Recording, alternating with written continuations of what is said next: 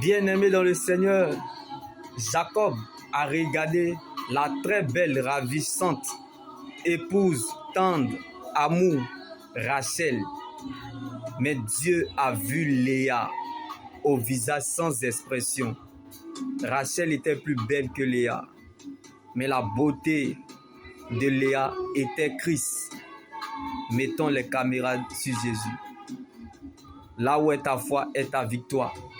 Être capable de discerner dans le présent ce qu'une personne qui n'en a pas l'air peut devenir dans le futur t'aidera à ne pas passer à côté des aides de destinée, compagne ou compagnon de vie que Dieu t'apporte, comme Léa, la mal-aimée, qui n'était pas citée parmi les grands.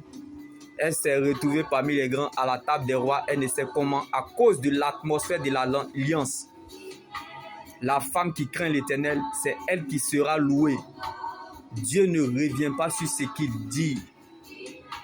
Car Rachel était attachée au fétiche de son père. Elle a bien commencé, mais elle a mal achevé. Donc, bien-aimé, on peut avoir le même corps, mais l'intérieur qui a changé. On parle de la nouvelle naissance. C'est Jésus qui a fait le son. Il faut être connu avant d'être reconnu. Tu es éprouvé comme Léa parce que tu es connu de Dieu. Quand bien même que certains temps sont des Léa pour toi, sache que le temps de Rachel sonnera un jour. Car bien aimé, Rachel a obtenu Joseph et Benjamin. C'est en perdant une bataille qu'on trouve une nouvelle façon de gagner le combat. Dieu fait grâce à qui il veut, comme il veut, quand il veut.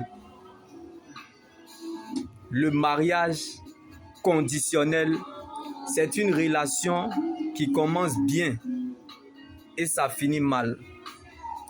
Le mariage permissif, c'est une relation qui commence mal et ça finit bien. Le mariage parfait, c'est une relation qui commence très mal et ça finit très bien. Donc quand tu veux voir, il faut savoir regarder la parole de Dieu. Comme le mariage conditionnel, Abraham et Agar. Le mariage permissif, Abraham et Ketura. Le mariage parfait, Abraham et Sarah. Ce qui veut dire, le vrai mariage, c'est notre propre alliance avec Dieu. Toi-même, tu le sais, la vie avec Jésus est un espoir sans fin. Mais la vie sans Christ est une fin sans espoir.